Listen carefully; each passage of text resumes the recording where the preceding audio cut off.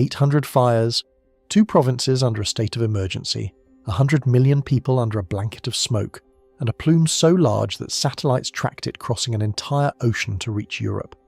That is not the forecast for some imagined disaster. That is a single week in the summer of 2026, and it came out of a Canadian fire season that, by one crucial measure, has not even reached average yet. The country is burning coast to coast. Its own forecasters are warning that the worst is still ahead, and the smoke has already made the whole thing everyone's problem. So how does a fire that almost no one will ever see end up in the lungs of a third of a continent, and how much worse does what is coming actually get? Before we go any further, if you enjoy what we do here at Project Nightwatch, hit like and subscribe so you never miss any of our nightly debriefs. And do me a favour, drop a comment and tell me where you're watching from tonight. Now let's get into it. Part 1. The sky that should not be that colour. On the 15th of July, 2026, the most polluted major city on the planet was not one of the places you would guess. It was not a megacity choked by traffic. It was not an industrial capital wrapped in factory haze.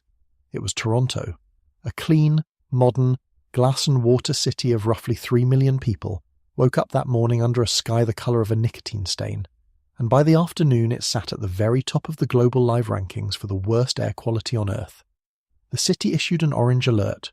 People were told to stay inside, to close their windows, to keep the children and the elderly away from the open air.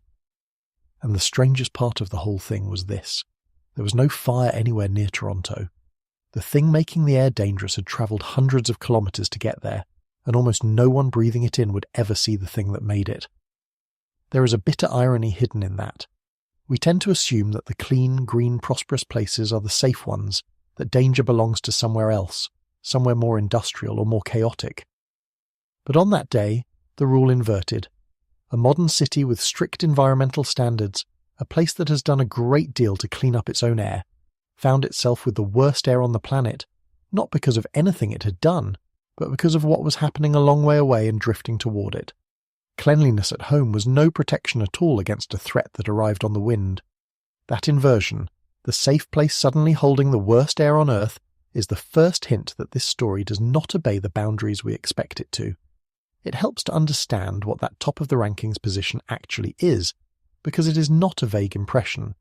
There are services that monitor the air in cities all over the world in something close to real time, converting the measured concentration of pollutants into a single index number, and then, inevitably, ranking the cities against each other.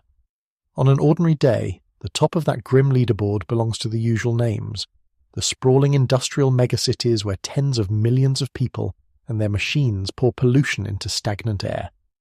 For a clean northern city like Toronto to climb over all of them, even for a single day, the air over it has to be carrying a truly extraordinary load of something.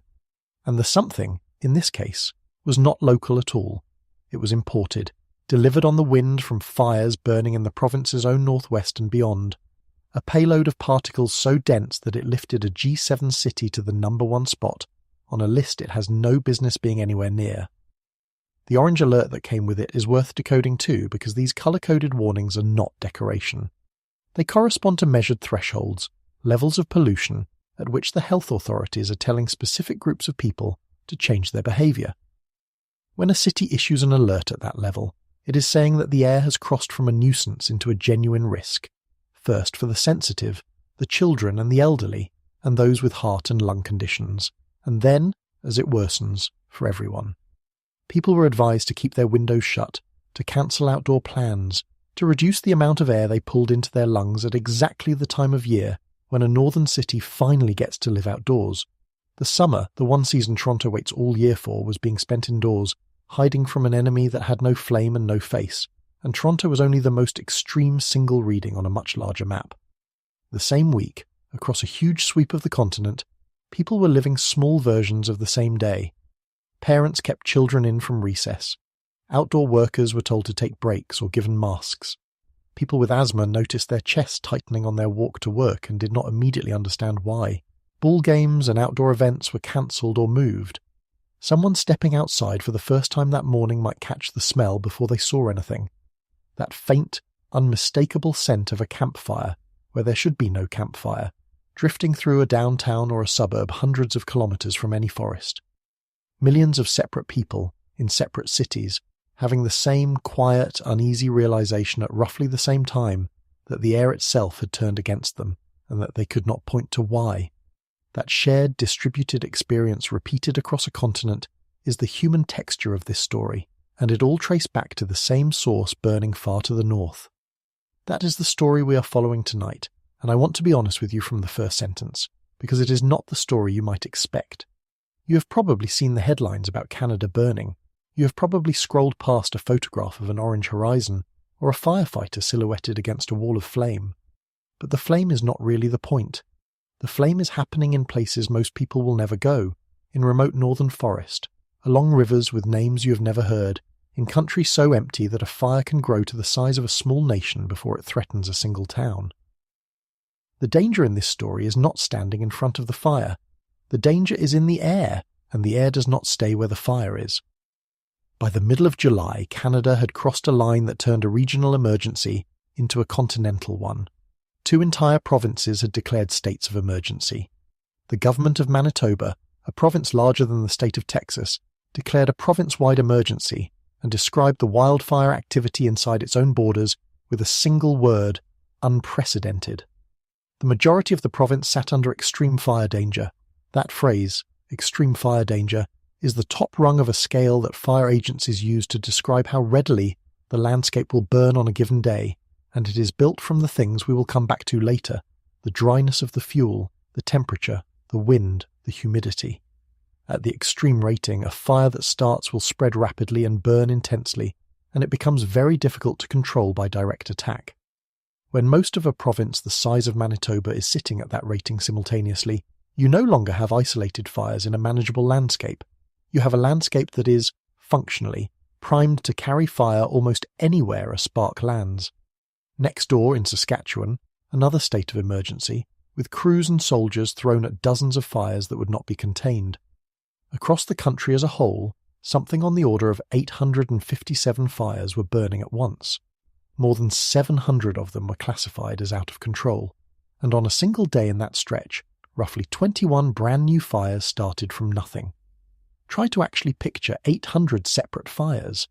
Not one enormous wall of flame in a single place, which is how we usually imagine a wildfire, but hundreds of distinct blazes scattered across a country that spans most of a continent, each one its own emergency, each one throwing its own smoke into the sky, and more than 700 of them beyond anyone's control at that moment. This is not a fire. It is a condition, a state the entire northern half of a nation had entered, and its combined exhaust is what would go on to darken the skies over cities 1,000 miles and more away. Hold those two ideas next to each other for a second, because the tension between them is the whole video. On one side, you have a fire front so large and so far away that most of the continent will never lay eyes on it. On the other side, you have 100 million people, in cities like New York and Boston and Chicago and Detroit, who woke up in the same week and could taste it. They could smell it. They could see it dimming the sun to a flat coin. The fire was invisible to them, and yet it was inside their homes, inside their lungs, inside their bloodstream. How does something you cannot see reach that far? How does a fire on the far edge of the map end up in the chest of a child 1,000 miles south of it? That is the question we are going to chase all the way across an ocean before we are done. Because the smoke did not stop at the border. It did not stop at New York. It kept going, out over the Atlantic until satellites tracked it arriving over Western Europe. A fire burning in the Canadian north was, within days, hazing the sky over a different continent entirely. The people of Toronto, the people of Manhattan, the people of Paris were, in a very real physical sense, breathing the same forest. And they were breathing it because the forest was on fire in a way that has become frighteningly familiar, and according to the people who forecast these things for a living, in a way that is not finished, not close to finished. The Canadian government's own forecasters were already looking past today toward hotter, drier weeks ahead and warning that the worst of this season had not yet arrived. And if any of this feels familiar to you, if some part of you is nodding because you have lived through a version of it before, hold on to that feeling, because it matters. There was a time, not very long ago, when smoke from a distant wildfire dimming the sun over a major city was the kind of thing that happened once in a generation and got talked about for years. It is not like that anymore. This has started to feel like a season a recurring chapter of the northern summer, something people in the eastern half of the continent brace for now the way they brace for a heat wave or a cold snap. That shift, from a shocking rarity to an expected annoyance, is one of the quietest and most important things happening in this whole story, and we are going to come back to it because the human habit of getting used to things is exactly what can hide a slow escalation in plain sight. So that is where we begin, not at the fire, at the sky over a city that should never have topped that list, and at a simple, unsettling fact that we are going to take apart piece by piece. You can be 1,000 miles from a wildfire and still be its victim. The smoke is the story, and by the time we are finished, you are going to understand exactly how a fire you will never see got into the air you are breathing right now, and why the phrase written across the thumbnail of this video that America is next is less of a prediction and more of a description of something that has already begun. Part 2. The fires break free. To understand how the smoke got so far, you first have to understand what happened on the ground, because the smoke is only the exhaust. The engine is the fire, and in the middle of July the fire stopped being something Canada was managing and started being something Canada was surviving.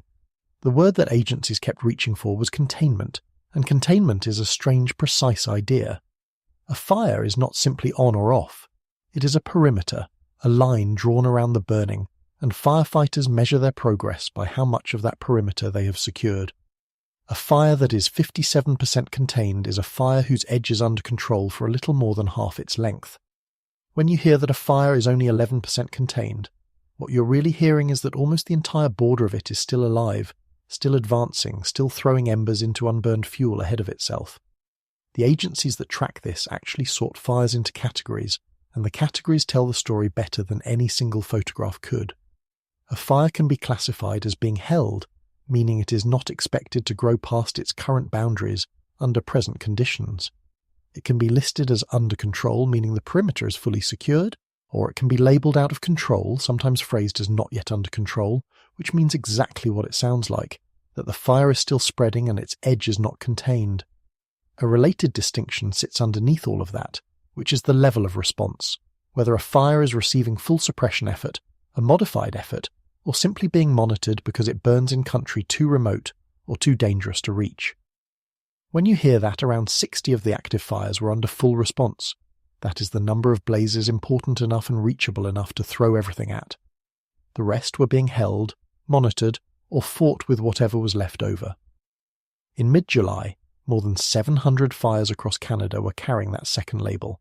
Out of control, not slowing, not boxed in, free. And they were free across an enormous stretch of the country at once, from British Columbia in the west, through Alberta, into Saskatchewan and Manitoba, and eastward into the forests of northwestern Ontario. This is the detail that turns a normal fire season into a crisis. It is not that any single fire was the largest in history, it is that so many of them were burning at the same time, in the same uncontrollable state, that the country simply ran out of the one resource you cannot manufacture on demand, which is people and aircraft to fight them. The other detail buried in the statistics is that word 21 new fires in a single day. A fire season is not a fixed number of fires slowly burning down. It is a moving balance between new ignition starting and old fires being extinguished, and when the ignition side of that ledger keeps adding 20 new fires a day on top of 800 that are already burning, the people fighting them can never get ahead. Every crew and every water bomber that finally corners one fire is needed somewhere else by the time it is done, and behind them the count keeps climbing. This is how a country runs out of firefighting capacity, even when no single fire is historically enormous. It helps to understand what fighting these fires actually involves, because it explains why so many of them stay out of control. Crews rarely stop a large wildfire by spraying water on the flames directly. What they mostly do is build fire lines, strips of ground cleared down to bare mineral soil, sometimes by hand and sometimes by machine, meant to starve the advancing fire of fuel when it arrives. They drop retardant from aircraft ahead of the fire to slow it, and they light careful backfires to burn off fuel in the fire's path under controlled conditions. All of that requires people to physically get to the fire's edge, and in the remote boreal, where there are no roads, where the terrain is bog and rock and endless forest, simply reaching the fire can be the hardest part.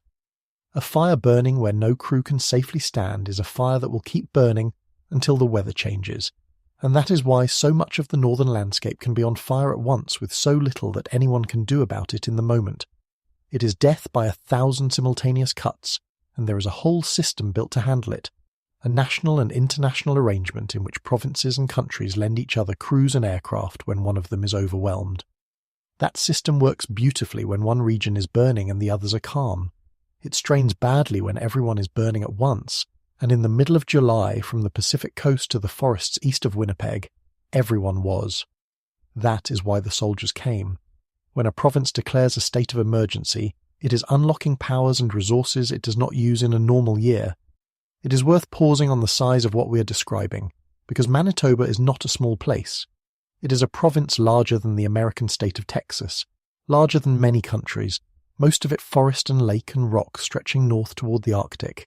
For a jurisdiction that size to declare a single province-wide state of emergency, rather than a series of local ones, is a statement that the threat is not confined to one town or one district, but is general, everywhere, a condition of the whole territory.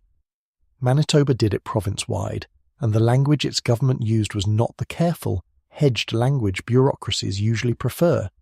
It called the wildfire activity unprecedented. The majority of the province was rated at extreme fire danger, which is the top of the scale, the rating that means fuels are so dry and conditions so volatile that a spark becomes a running fire almost instantly. Saskatchewan declared its own emergency, and the Canadian Armed Forces were brought in to help move people out of the path of fires that could not be stopped in time. When a country starts using its military to evacuate its own citizens from the forest, you are no longer looking at a fire season. You are looking at a disaster with a weather forecast. There is something about the behaviour of these fires that makes them especially hard to get ahead of, and it has to do with how they act when conditions are extreme. On a hot, dry, windy afternoon, a fire at extreme danger does not creep. It runs, driven by the wind, throwing burning embers out ahead of its own front, sometimes far ahead, where they land in dry fuel and start new fingers of fire that the main front then races to join. Firefighters call that spotting, and it is why a fire line built in the morning can be leapfrogged by afternoon. And these fires do not always rest at night the way they once reliably did. In the kind of hot, dry summer we are describing, the overnight hours no longer bring the humidity and cooling that used to lay a fire down until morning, so a blaze that would historically have calmed after dark can keep advancing through the night, giving the crews no window to gain ground. A fire that runs by day and refuses to sleep at night is a fire that outpaces the people fighting it, and multiply that by hundreds of simultaneous fires, and you can see how a country ends up with more than 700 of them beyond control at once. Ontario became one of the sharpest flashpoints of all. By the 15th of July, more than 180 active wildfires were burning across the province, and 136 of them were concentrated in the northwest region alone. That single corner of a single province held more active fires than many entire countries see in a bad year, and those northwestern Ontario fires are the ones that reached out and grabbed Toronto by the throat, because the wind that week carried their smoke south and east directly over the most populated part of the country. The worst air on the planet did not come from a factory. It came from a forest most Torontonians could not find on a map. Now, here is where I have to slow down and be careful, because it would be easy to tell you this is the worst fire year Canada has ever seen, and that would not be true. This is the part of the story that most coverage skips, and it is actually the most important part for understanding what comes next. By the raw measure that matters most, the total area burned, 2026 was, in mid-July, still running below Canada's 5-year average. Season to date, the country had recorded roughly 3,137 fires and around 1.4 million hectares burned, which is about 3.5 million acres. That is a staggering number in human terms. It is also, and this is the uncomfortable truth, a below-average number by the standards of recent Canadian fire seasons. At the very same point on the calendar 1 year earlier, Canada had actually seen slightly fewer fires, but those fires had burned more than 4.6 million hectares, more than 3 times the area. Sit with that contradiction, because it is the heart of everything. 2026 had more fires than the year before, but far less land burned. The ignitions were up. The fuel was primed. The conditions were dangerous enough to put 2 provinces under emergency and to make a G7 city the smokiest place on earth. And all of that was happening in a season that, by the ledger of total destruction, had not even reached average yet. The fires had broken free, but they had not, at least not by mid-July broken records. And the question that hangs over the entire rest of this video, the question the Canadian forecasters were already asking, is a simple and frightening one. If this is what a below-average season looks like, what happens when it stops being below average? We will get to their answer. First, we need to go down to the ground beneath the smoke and meet the people the numbers are actually describing. Part 3. The ground truth beneath the smoke. It is easy, when you talk about 800 fires and 100 million people, to let the whole thing turn into abstraction. Numbers that large stop meaning anything.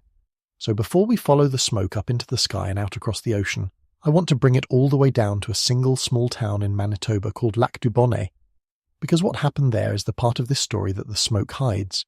Lac-du-Bonnet is not a large place. It sits along a river northeast of Winnipeg, the kind of quiet community where a wildfire is supposed to mean, at worst, a frightening evacuation and maybe some lost property. This season it meant something Manitoba had not seen in its recent history. 2 people died, civilians, not firefighters, killed by a wildfire in a province where wildfire had not taken civilian lives in living memory. That is a threshold being crossed in real time. For generations, the deal in the Canadian North was that fire took trees and sometimes homes, but that people, if they moved fast enough and were warned early enough, got out. This year, in that one town, that deal broke. And a broken deal like that is a signal worth reading carefully, because it marks a change in kind, not just degree. It is one thing for fires to get bigger, to burn more land, to send more smoke. It is another thing for them to start killing civilians in a place where, within living memory, they had not. That crossing of a threshold is exactly the sort of quiet marker that tells you the situation has moved into new territory, that the old assumptions about what these fires do and do not do are no longer safe to rely on. When the people who have lived alongside these fires for generations start experiencing outcomes they have never seen before, the honest conclusion is not that this was a fluke. It is that the ground rules have shifted, and they were not the only deaths. Across the season, 4 people had died in the course of firefighting operations, the people who go toward the fire when everyone else is going away from it. 6 lives, taken by a season that had not yet reached average.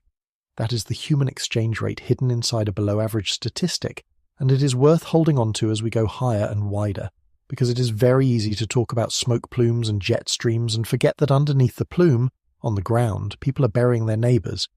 Then there is the sheer scale of the displacement. More than 33,000 people across Canada were forced out of their homes by these fires. In Manitoba alone, roughly 17,000 people were placed under evacuation orders. Think about the raw size of 33,000 people. That is a small city's worth of human beings, more than would fill many sports arenas, all uprooted at once and needing food, shelter, medicine, and a place to wait. And they were not displaced from one town by one fire, which a country can absorb without much strain. They were displaced from dozens of communities by dozens of fires, all in the same window, which is a fundamentally harder problem. Think about what that logistics problem actually looks like. 17,000 people, many of them from small and remote communities, suddenly needing somewhere to sleep. Many of them ended up in Winnipeg. Others were bused so far that they ended up in hotel rooms in Niagara Falls, in a completely different province, hundreds of kilometres from home, watching the news for any word about whether their houses were still standing. To feel the weight of a number like 17,000 evacuation orders, you have to picture the specific problem it creates. Many of the communities most exposed to these fires are small, and many of them are remote, connected to the rest of the country by a single highway, or in some cases by no road at all, reachable only by air. When a fire threatens a place like that, there is often exactly one route out, and that route may itself run through smoke and flame. Evacuating is not a matter of everyone driving away on an open freeway.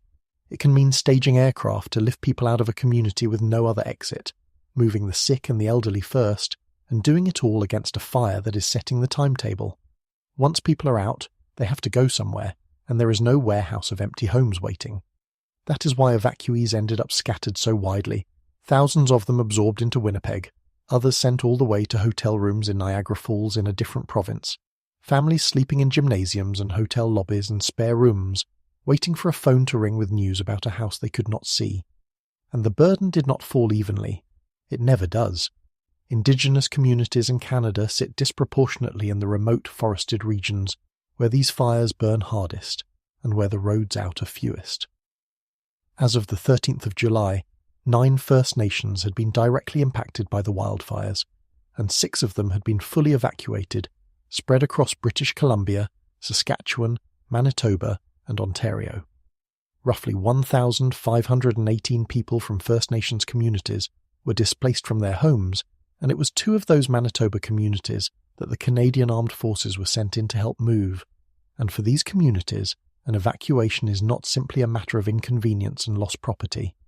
Many of them are deeply tied to the specific land they live on, to territory that carries generations of history, and being forced off it, sometimes repeatedly, season after season, as fire seasons intensify, is a particular kind of loss that does not show up in a statistic about hectares or homes. The same remoteness that makes these communities so hard to evacuate also makes them hard to return to and rebuild, and it means the same families can find themselves fleeing again the next summer, and the one after that. The smoke that 100 million people experience as a hazy inconvenience is, for these communities, the far edge of something that keeps taking their homes. When you strip away the maps and the satellite loops, that is what a state of emergency means. It means soldiers helping families carry what they can out of a community that may not be there when they return. There is a phrase the authorities use for the fastest of these evacuations, and it is worth knowing because it captures the terror of the thing. A tactical evacuation is what happens when there is no time for the orderly process, no time to issue an alert and then an order, and then let people pack. It is the order to leave now immediately because the fire is moving faster than the plan. This was not confined to the West either. Earlier in the season, out on the Pacific coast in British Columbia, the town of West Kelowna had seen a fast-moving fire trigger exactly that kind of tactical evacuation. Roughly 800 people ordered out of 357 properties on very short notice. The kind of sudden scramble that leaves no time for planning, only for grabbing what is nearest the door and going. And all the way across the country, in Nova Scotia, a fire called the Long Lake Fire tore through the Annapolis Valley, burning something like 8,500 hectares, destroying around 20 homes and forcing hundreds more people to flee. Nova Scotia sits on the Atlantic coast, about as far from the fires of the western provinces as it is possible to be while remaining in the same country, a maritime province people associate with fog and ocean rather than flame. For it to be losing homes to wildfire in the same season that British Columbia on the Pacific coast is under evacuation, and Manitoba in the interior is under a province-wide emergency, is a picture of a nation burning end to end. The fire was not concentrated in one vulnerable region that could be reinforced by the rest.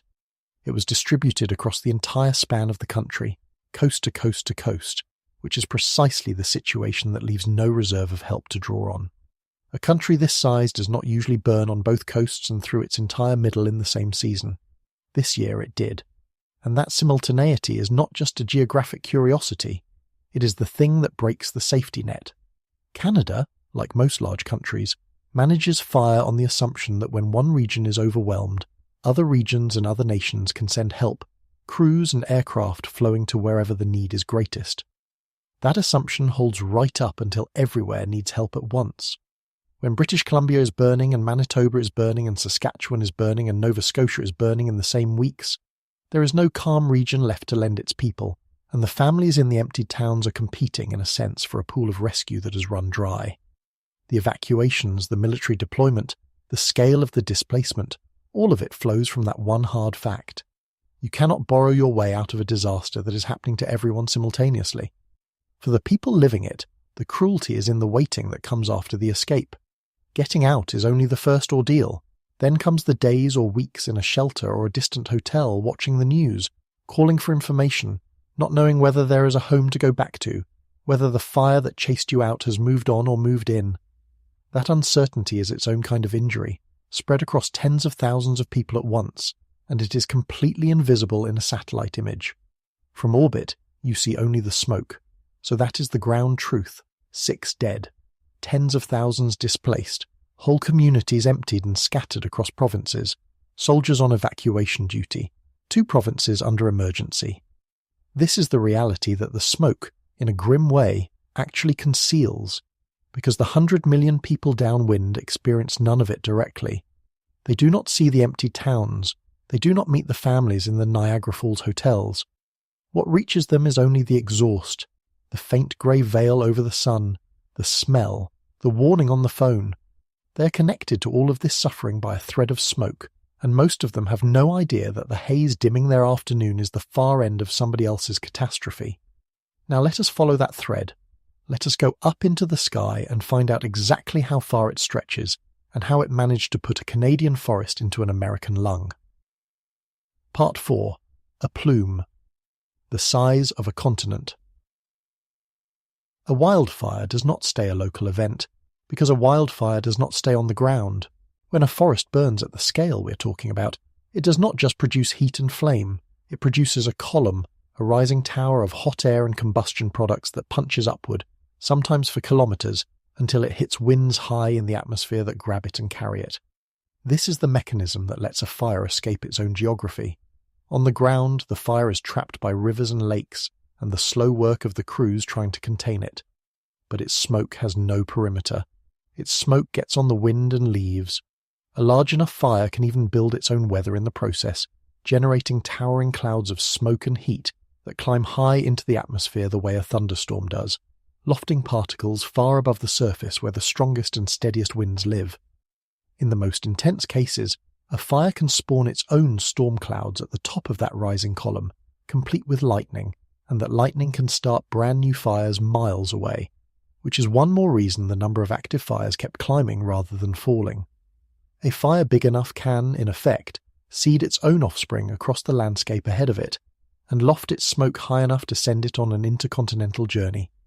Once the smoke reaches those upper levels, it stops being a local haze hanging over the trees and becomes cargo on a conveyor belt, carried at the speed of winds that can move at highway speeds or faster, over distances that would take days to drive. The specific conveyor that mattered in mid-July was the broad flow of air that steers weather across North America, the same current that generally pushes systems from west to east and can dip and swing depending on the pattern. That week, the pattern set up to route the smoke on a long arc down out of the Canadian interior and across the border, and it did so in a volume that lit up the American warning system. On a single day in the middle of the month, the United States had on the order of 180 separate air quality alerts active across the country, along with roughly 18 dense smoke advisories, the specific product forecasters issue when smoke is thick enough to cut visibility on the roads. That is not a scattered handful of local warnings. That is a national map lit up with the fingerprints of a fire in another country. And in the middle of July, the wind did something that turned a Canadian problem into an American one. The upper-level flow set up in a way that funneled the smoke from the fires of the central and western provinces, and especially from those 136 fires in northwestern Ontario, down and across the border in enormous plumes. What arrived in the United States was not a thin wisp. It was a mass of smoke large enough to degrade the air over more than 100 million people at once.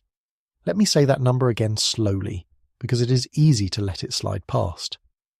More than 100 million people across the American Midwest, the Great Lakes, the Northeast, and the Mid-Atlantic were under degraded air quality at the same time, from fires none of them could see.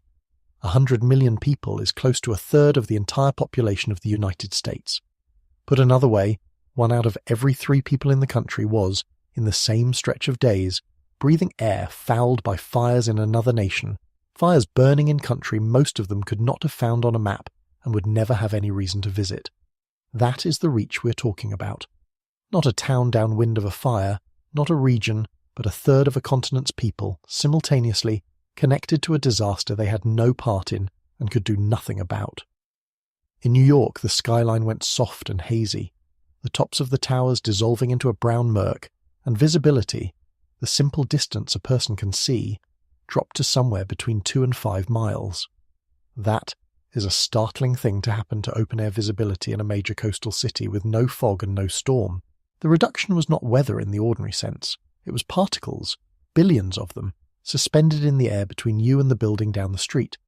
That is actually a useful way to grasp what visibility is telling you. When you cannot see a familiar landmark that is normally clear across the skyline, the reason is that the air between you and it is so full of particles that they are scattering the light before it can reach your eye. The distance you can see is, in effect, a rough gauge of how much material is hanging in the air, And when that distance collapses from the tens of miles a clear day allows down to 2 or 3 miles, it is telling you the concentration overhead has become extreme. Every one of those particles stealing your view is also a particle you are breathing. The dimmed skyline and the compromised lungs are the same phenomenon measured 2 different ways. Boston's skyline hazed over the same way. Michigan issued a statewide air quality alert, warning that pollution could reach levels unhealthy for sensitive groups and, in places, unhealthy for everyone. Those 2 phrases are categories on the air quality index, rungs on a ladder that climbs from good through moderate into unhealthy for sensitive groups, then unhealthy for all, and upward from there into very unhealthy and hazardous. Each rung is tied to a measured concentration of pollution, and each one carries specific guidance about who should limit their time outside and by how much. When a state warns that it may climb from one rung to the next, it is telling millions of people that the safe amount of time to spend breathing their own outdoor air is shrinking by the hour. Minnesota, Wisconsin, Pennsylvania, and communities across New England fell under the same shadow. The smoke also moved the way weather moves, as a progression across the map rather than a single instant. It pushed first into the upper Midwest and the Great Lakes, hazing Minnesota and Wisconsin and Michigan, then rode the flow eastward, sliding across the Ohio Valley and into the Northeast and the Mid-Atlantic over the following days. So the experience of it depended on where you stood in its path and when. A rolling event that arrived in one region as it was leaving another, all of it fed by the same distant source. And as the week went on, the forecasters were not calling for relief. They were calling for it to get worse. Coverage on the 16th of July warned that the smoke would deepen across the Northeast and the Mid-Atlantic through the end of the week. That is a crucial detail for understanding what kind of event this was. It was not a single bad morning that blew through by lunchtime. It was a multi-day siege of the air, worsening rather than clearing, over the most densely populated corridor of the country. Here is what I find genuinely eerie about this, and I want you to feel it too. A border is one of the most powerful ideas humans have ever invented. It decides your laws, your language, your currency, your citizenship. It is defended and negotiated and fought over. And to a plume of wildfire smoke, it means absolutely nothing. The line between Canada and the United States, one of the most consequential borders on the planet, is completely invisible to a particle of soot riding a high-altitude wind. The smoke crossed it without slowing down, the way it crossed the invisible lines between states, because the atmosphere is a single connected ocean of air, and we all live at the bottom of it, breathing whatever gets stirred into it upstream. There is something almost unnerving about standing under a sun that has been dimmed by smoke, and it is worth naming because so many people felt it that week without quite knowing why. The light goes flat and coppery. Shadows soften. The sun becomes something you can look at directly, a pale disk, because so much of its light is being scattered away by the particles between you and it. Some deep old part of the human brain reads a dimmed midday sun as wrong, as an omen, and it is reacting to something real, even if the cause is mundane. What the eye is registering is the sheer quantity of material suspended overhead. To dim the sun over an entire metropolitan region, you need an almost unimaginable number of particles hanging in the air, and every one of them came off a burning tree somewhere to the north. That is the reframing this story forces on you. We think of air as local. We think of the air in our own neighbourhood as ours, generated by our own trees and our own weather. But the air is a shared and moving thing, and on a bad week it can deliver to your doorstep the byproduct of a catastrophe happening 1,000 miles away in a country you have not visited. The 100 million Americans breathing Canadian smoke that week were not experiencing their own disaster. They were downwind of someone else's, connected to it by nothing more than the wind, and that connection is exactly what makes this the biggest kind of story we cover. This is also, in fairness, one of the reasons the modern warning system works as well as it does. Because smoke behaves like weather, it can be forecast like weather. The same agencies that predict where the rain will fall can model where a smoke plume will drift, how thick it will be, and when it will arrive over a given city, which is why states and provinces were able to issue their air quality alerts a day or more ahead of the worst of it. That is a genuine and underappreciated achievement, the ability to tell 100 million people that the air is coming for them before it arrives. But there is a hard limit to what a forecast can do. It can tell you the smoke is coming. It cannot stop it, cannot filter it, cannot move the fire. Forewarning helps the people with the means to prepare, to close up, to filter, to reschedule. For everyone else, a forecast of bad air is simply advance notice of a week they cannot avoid. Knowing the plume is on the way is not the same as being able to escape it. It is a reminder that the sky over your head is not a wall. It is a highway, and things travel on it. So the real question is no longer how far the smoke went. We know it went at least far enough to cover 100 million people. The real question is what precisely was in it, and why the fact that you cannot see the individual pieces is the most dangerous thing about them. Part 5. What you are actually breathing. When you stand in wildfire smoke, your body registers it as a smell, a taste, a faint sting in the eyes. What your senses are not built to detect is the specific thing that makes wildfire smoke a genuine health threat, and it has a very unglamorous name. It is called fine particulate matter, and scientists label it PM 2.5. The number is not decoration. It refers to size. These are particles with a diameter of 2.5 micrometers or smaller. A micrometer is 1/1,000,000th of a meter. To put that in a scale a human can actually picture, a single human hair is somewhere around 50 to 70 micrometers across. These particles are so small that dozens of them could sit side by side across the width of one of your hairs and still have room to spare. Reach even smaller for comparison. A single red blood cell, one of the tiniest structures in your own body, is somewhere around 7 micrometers across. The particles we're talking about are smaller than that. They are smaller than the cells your blood is made of, which is precisely the property that lets them do what they do. It also helps to know that not all airborne particles are created equal, and that scientists draw the lines by size for a reason. A coarser category, particles up to 10 micrometers, includes things like dust and pollen, and your upper airways are reasonably good at catching those. The fine category, the 2.5 micrometer class we are discussing, is a different animal, small enough to travel much deeper. And there is an even finer class beyond it, the ultrafine particles, smaller still. The rule is brutally simple. The smaller the particle, the deeper it goes and the harder it is for your body to stop.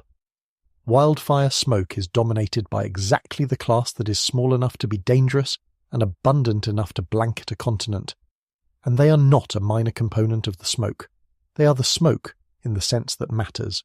Fine particulate matter makes up roughly 90% of the total particle mass that a wildfire pumps into the air.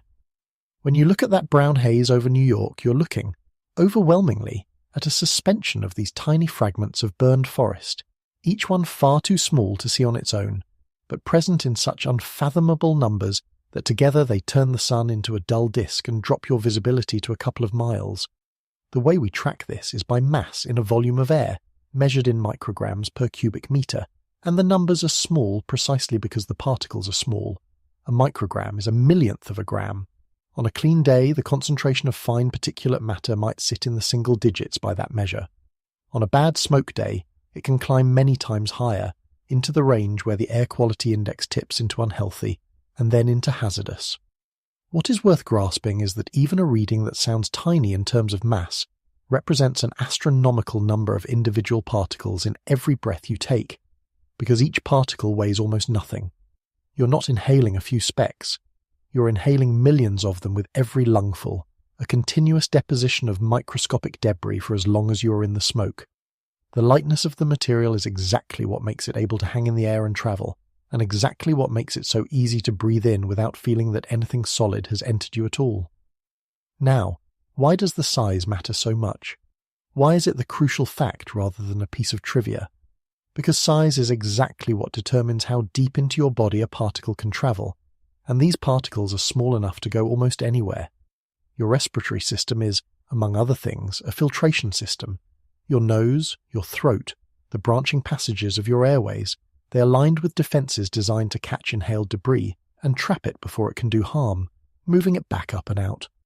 Those defenses evolved to handle the ordinary dust of the world, larger particles that get snagged in the upper airways, but fine particulate matter is small enough to slip past them. It bypasses the body's natural defenses. It rides your breath down past the throat, past the large airways, all the way into the deepest parts of the lungs, into the tiny sacs where your blood actually meets the air and takes up its oxygen. Picture where that journey ends. Deep in your lungs are tiny sacs called alveoli, hundreds of millions of them, each one a delicate bubble wrapped in the finest blood vessels in your body, And this is where the actual business of breathing happens, where oxygen passes from the air into your blood. The walls between air and blood there are astonishingly thin, thinner than a sheet of paper, because they have to be for gas to cross them. That thinness is a feature when what is crossing is oxygen. It becomes a vulnerability when what has ridden your breath all the way down is a particle of burned forest, because those same thin walls are not much of a barrier to something that small, and it does not necessarily stop there. This is the part that genuinely unsettles the researchers who study it. Particles this small can cross out of the lungs entirely and pass into the bloodstream, entering the circulation that reaches every organ in your body. That is why PM 2.5 is widely considered the single most dangerous pollutant in wildfire smoke. It is not because it is the most toxic substance in the plume in some chemical sense. It is because of where it can go. Most pollutants your body can, to some degree, keep at the door. This one walks straight through the door, down the hall, and into every room in the house. This is the fact that quietly overturns a comforting assumption a lot of people carry, which is that if you cannot see or smell much, you must be more or less fine. With ordinary large dust, that instinct is not terrible, because the big stuff irritates your nose and eyes and warns you it is there. Fine particulate matter offers no such courtesy. On a moderately smoky day, the air might smell only faintly of smoke, and yet the concentration of these tiny particles can already be high enough to matter for a vulnerable person. Your senses are simply not calibrated to detect the specific thing that is dangerous. You cannot feel a particle 2.5 micrometers across entering your bloodstream. There is no cough reflex for it, no sting, no signal. It is a threat engineered, by pure physics, to be undetectable to the very body it is harming, which is why the invisibility in the title of this story is not a metaphor. It is a literal description of how these particles operate. It is worth knowing what these particles actually are, chemically, because it deepens the picture. Wildfire smoke is not a single substance. It is a mix, the product of a forest not fully combusting, and it carries a soup of carbon-based material, tiny bits of partially burned organic matter, along with a range of gases produced by the fire, including carbon monoxide and nitrogen oxides, and a family of volatile organic compounds. Some of these compounds can react in sunlight downwind to form additional pollutants, so the smoke does not just travel, it can chemically evolve on its journey, changing as it ages in the atmosphere. But through all of that complexity, the dominant health actor remains the fine particulate matter, the solid and liquid specks suspended in the mix, because they are what penetrate deepest and reach furthest into the body.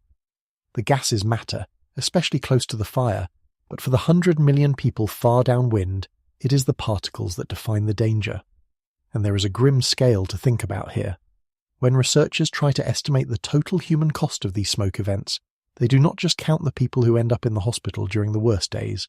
They look at the broader mortality burden, the additional deaths across a whole population that can be statistically attributed to elevated fine particulate matter, deaths that are spread out and quiet and rarely tied in any obvious way to the smoke in the public mind.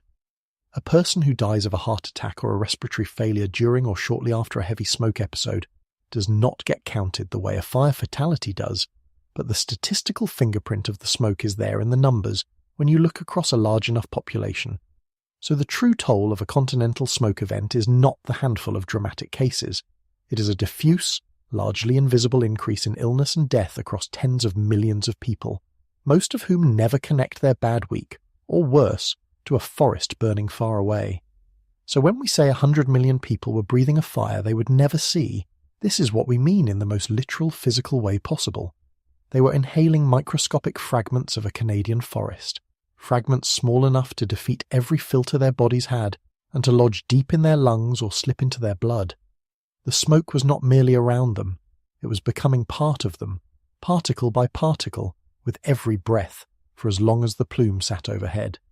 And you might reasonably ask at this point whether all fine particles are really the same. Smoke, car exhaust, city haze, is one kind of tiny particle actually worse than another?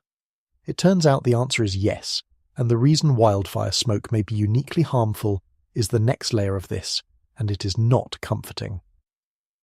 Part 6. Why this smoke is worse.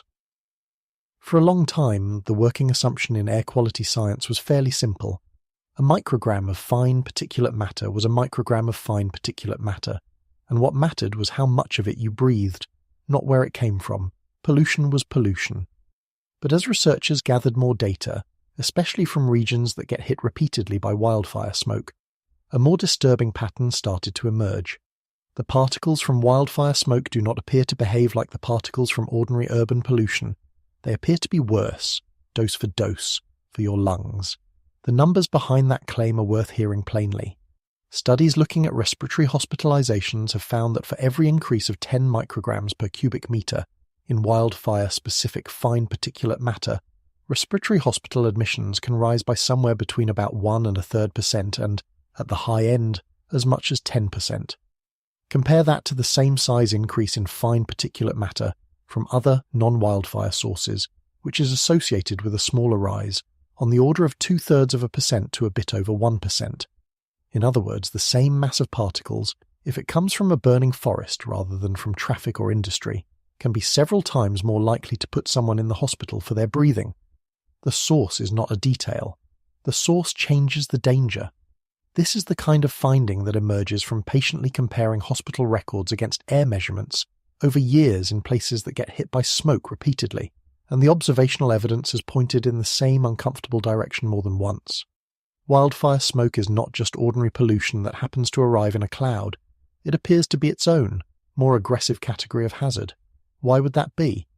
The leading explanation has to do with what these particles actually do once they are inside you. Compounds in wildfire smoke appear to generate more of what chemists call free radicals, highly reactive molecules that tear at the delicate tissues they contact. That reactivity translates, inside the lung, into more inflammation and more oxidative stress, which is essentially a kind of chemical wear and tear on the cells. A particle that simply sits inertly in your lung is one problem. A particle that actively provokes an inflammatory reaction and generates reactive molecules is a worse one. Wildfire smoke seems to be built, unfortunately, out of the second kind. The reason this matters so much for the story we're telling is that it changes how we should think about a smoke event that reaches 100 million people. If wildfire particles were merely inert, then the harm would scale simply with how much you breathed and for how long, and a passing haze would be a passing problem. But because these particles appear to be actively inflammatory, and because they can reach the bloodstream and stress the cardiovascular system, the same exposure can push a vulnerable person over an edge they were already near. A body already fighting heart disease, already managing failing lungs, already stressed by a heat wave, meets a pollutant that provokes inflammation throughout the system, and the combination can be the thing that tips a manageable condition into a medical emergency. This is why the emergency rooms fill during smoke events, and why the effect shows up first and hardest in the people who are already closest to the edge. The smoke does not have to be the sole cause of harm. It only has to be the extra weight that a struggling body could not carry. The health effects that follow from this are not exotic. In the short term, exposure to this smoke can trigger asthma attacks, set off acute bronchitis, irritate the eyes, aggravate existing lung disease, and leave people more susceptible to respiratory infection. The strongest evidence links wildfire smoke to sharp increases in flare-ups of two conditions in particular: asthma and chronic obstructive pulmonary disease, and to measurable jumps in emergency room visits and hospital admissions in the days when the smoke rolls in. And in the most severe cases, especially for people already vulnerable, the reach of these particles into the bloodstream means the damage is not confined to the lungs at all. It can stress the heart. This is the logical consequence of everything we just said about where the particles travel. If a pollutant can cross into your blood and provoke inflammation throughout your body, then its effects will not stay politely inside your respiratory system. They will reach the cardiovascular system, the network of heart and vessels that the blood runs through, and in extreme cases, particulate exposure has been linked to heart failure and to premature death. The smoke that looks like nothing more than a hazy sky is, for a fraction of the people breathing it, a genuine cardiac stressor. There is one more twist that makes this harder to escape than you might hope, which is that these particles do not politely stay outdoors. Because they are so small, they seep through the ordinary gaps and vents of a building, so that closing your windows helps but does not seal you off completely. Indoor air during a heavy smoke event carries a meaningful fraction of what is outside, which is why the advice extends beyond simply staying in, into running filtration, into creating a single cleaner room, into recognizing that on the worst days there is no perfectly safe place to simply wait it out. The particles that crossed a continent are small enough to cross your walls too, and this is where the story turns quietly cruel, because the burden does not fall on everyone equally. The people most vulnerable to fine particulate matter are the elderly, whose systems are less able to cope, young children, whose lungs are still developing and who breathe faster relative to their body size, and anyone already living with a heart or lung condition. There is a hard equity edge to this that is worth saying plainly. Escaping smoke costs money. Air conditioning so you can keep the windows shut costs money. A good air filter costs money. The ability to take a few days off and leave the region entirely costs money and flexibility that many people simply do not have. So the same event lands very differently depending on your resources. For some, a smoke week is a minor disruption managed with a filter and a comfortable sealed home. For others, working outdoors, living without cooling, unable to leave, it is days of unavoidable exposure to air that is actively harming them. These are precisely the people least able to simply leave, least able to buy their way to clean air, most likely to be harmed by a threat they cannot see and did nothing to create. A healthy adult in New York might experience the smoke as an unpleasant, hazy week. For an asthmatic child or an 80-year-old with a weak heart, that same invisible plume can be the thing that lands them in a hospital bed. There is a longer-term worry layered underneath the immediate one, and it is the reason researchers keep studying communities that get hit by smoke season after season. A single bad week is one thing. But if these events are becoming annual, then the relevant question is no longer only what 1 week of smoke does to you. It is what a decade of repeated smoke weeks does to a set of lungs, especially a young set still growing. Children breathe more air relative to their body size than adults do. Their lungs are still under construction, and repeated insults during those developing years are exactly the kind of exposure that health researchers watch most closely. We are, in a sense, running an experiment on a continent's worth of children's respiratory systems, and the results of that experiment will not be fully known for years. That is a sobering thing to sit with while looking at a hazy summer sky that most people will remember only as an inconvenience. So let us tie this back to where we started, to the sky over Toronto and the 100 million downwind. The reason that a fire nobody can see is a genuine emergency, and not just an ugly sunset, is now, I hope, fully clear. The threat is not the wall of flame. The threat is a cloud of particles too small to see, too small for your body to filter, more inflammatory than ordinary pollution, capable of crossing from your lungs into your blood, and most dangerous to the people least able to withstand it. That is what was riding the wind south. And the truly astonishing thing, the thing we turn to next, is that the wind did not stop at America. It kept carrying that cloud out over the open ocean, toward a continent on the other side of the world. Part 7. The Ocean Crossing. There is a point in this story where the scale of it stops feeling like a news event and starts feeling like something closer to a natural force, and for me that point is the Atlantic. Because the smoke from these Canadian fires did not simply drift down into the United States and dissipate. A portion of it got caught in the high, fast rivers of air that circle the planet, the same broad west to east flow that carries weather systems from North America toward Europe, and it rode that flow straight out over the open ocean. And it did not vanish along the way. The European Union's Atmosphere Monitoring Service, an operation called Copernicus that watches the composition of the air over the continent with satellites and models, confirmed that large-scale smoke transport from the Canadian wildfires had reached Europe. This is not a matter of someone in Paris thinking the sunset looked a little strange and guessing at the cause. These monitoring services track the smoke directly from orbit, measuring how much sunlight the airborne particles are blocking, and modelling the movement of the plume across the globe day by day, so that when they say Canadian smoke has arrived over the continent, they are describing a plume they have followed the entire way. The reason the smoke survives such a journey is altitude. Much of the transported smoke rides at high levels of the atmosphere, well above the weather that would rain it out near its source, and up there it can drift for thousands of kilometres, thinning but not disappearing, until it descends or is detected over land on the far side of an ocean. Let that geography land for a moment. A fire is burning in the boreal forest of central Canada. The smoke from it degrades the air for 100 million people in the United States. And then, still recognizable, still trackable from orbit, it crosses roughly 5,000 kilometers of the Atlantic Ocean and arrives over Western Europe. Consider the distance for a moment, because the human mind tends to flatten it. The stretch of ocean between eastern North America and Western Europe is on the order of 5,000 kilometres of open water, a distance it takes a jetliner many hours to cross. The smoke made that crossing on the wind, thinning as it went but staying coherent enough to be measured on the far side. One ignition on one continent, hazing the skies of two others. There is almost no other kind of event on Earth that behaves like this. An earthquake is violent but local. A flood drowns a valley but stays in the watershed. Wildfire smoke at this scale becomes genuinely planetary, a single event whose fingerprint can be read on 3 continents at once. The only real company it keeps is the handful of other phenomena that operate at the scale of the whole atmosphere. The ash from a great volcanic eruption spreading around the world, the dust lifted off a desert and carried across an ocean to fertilize a distant forest. Those are the events we file under planetary, the ones that remind us the air is a single system. Wildfire smoke when the north burns like this has joined that short list. It has become one of the ways a local catastrophe writes itself onto the entire globe. And here is the detail that should stop you cold. This was not a freak occurrence, a one-time fluke of the winds. This transatlantic delivery of Canadian smoke has now happened repeatedly. It happened in the record-breaking fire seasons of recent years, and it happened again this year. The crossing of the ocean by North American wildfire smoke has gone from an oddity that scientists remarked on to a recurring feature of the northern summer.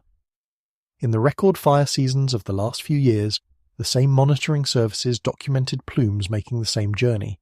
Canadian smoke logged over Western Europe more than once, sometimes thick enough to visibly redden the sun over cities thousands of kilometres from any fire. And now it has happened again. Something that would once have been a headline, smoke from another continent tinting European sunsets, is on its way to becoming a season. A thing that simply happens now when the north burns. The remarkable is quietly becoming the expected, and that shift from freak event to annual pattern is one of the truest signs that the underlying situation has changed. I want to draw out what this really means, because it is the deepest version of the idea we have been building this whole time. From the very first minute I told you that the danger in this story is not standing in front of the fire, and that the smoke is the real story because the smoke does not stay where the fire is. The ocean crossing is the ultimate proof of that. The cause and the effect have become so completely detached from each other that a person in Europe can be breathing, faintly, the product of a forest they could not point to on a globe, ignited by conditions in a country they have never set foot in. The fire has no idea those people exist. The people have no relationship to the fire, and yet they are connected physically, molecule by molecule, by a bridge of smoke 5,000 kilometres long. This is the moment where the story stops being about Canada or about the United States and becomes about all of us who share one atmosphere.